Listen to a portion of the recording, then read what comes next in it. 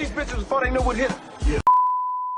What is happening in Gaza? Who's to blame, and what lies ahead? Well, before I tell you that, I can also confirm we've had some very, very poisonous demonstrations here in London today, including Israeli flags being burnt by so-called Palestinian supporters.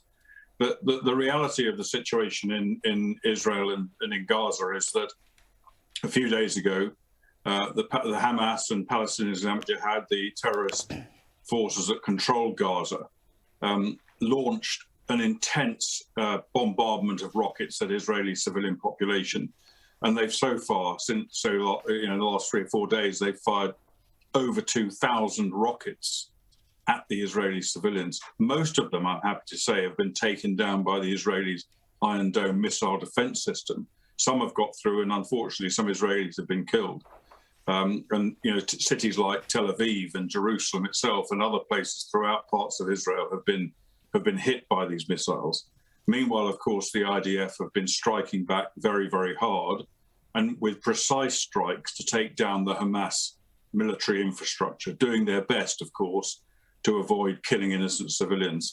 There have been many civilians killed in Gaza, but that's inevitable when you're dealing with a terrorist organization that hides behind human shields and makes that the central focus of its military strategy to try and get Israel to kill their own civilians. I think the reality right now, there's some consideration being given to peace negotiations mediated by the Egyptians, which could, I think, possibly produce some kind of result in the next day or so. But Israel has certainly done devastating damage to Hamas's military infrastructure without a shadow of a doubt, including a really brilliant operation that occurred on Thursday evening in Gaza and destroyed kilometers of their tunnels. Rita.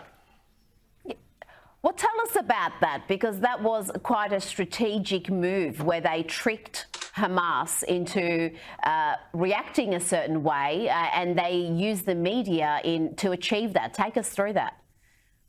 It was an incredible operation. In my long and not so august military career, I don't think I've ever known of such an extraordinary surprise attack triggered by deception, a very, very deliberate deception operation.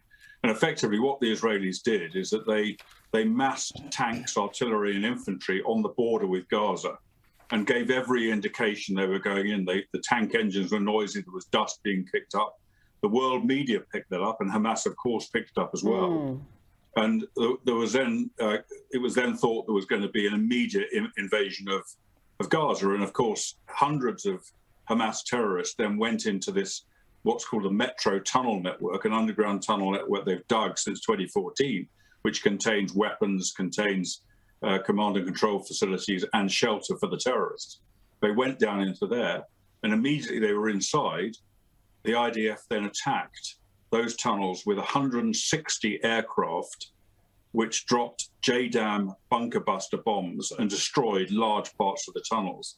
And then when some of the terrorists came out, they then got hit as well from the air. So it was I think, as you said, a strategic victory really for Israel, which will probably prove to be a turning point in this conflict and really hit Hamas with an absolute body blow.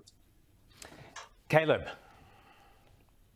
If you listen to some people who keep saying that the response from Israel is not proportionate, they make it sound like, there are a couple of blokes in their sheds having a few beers in Palestine, just, building some rocks and missiles in their backyard and then firing them off and they don't go anywhere. Is that the reality? Who is actually backing Palestine to be able to attack Israel like this, and is the response proportionate? Well, the first point I make is that Hamas and the Palestinian Islamic Jihad are funded and equipped by Iran.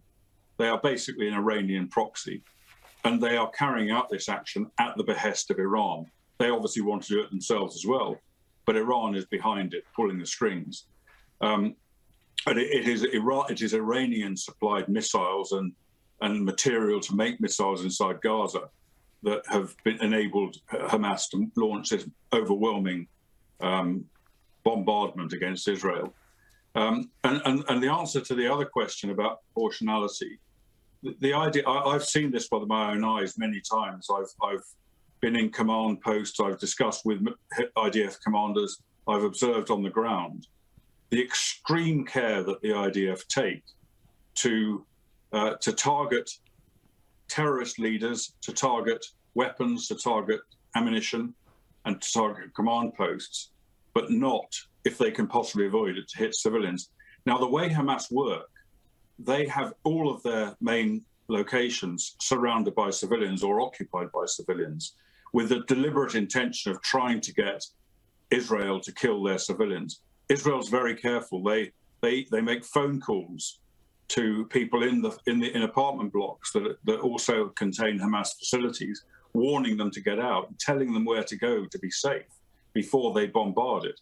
And if they don't leave, then they've developed a low-powered munition that can be dropped onto the building to give a very loud warning, but doesn't destroy it, to people to get out.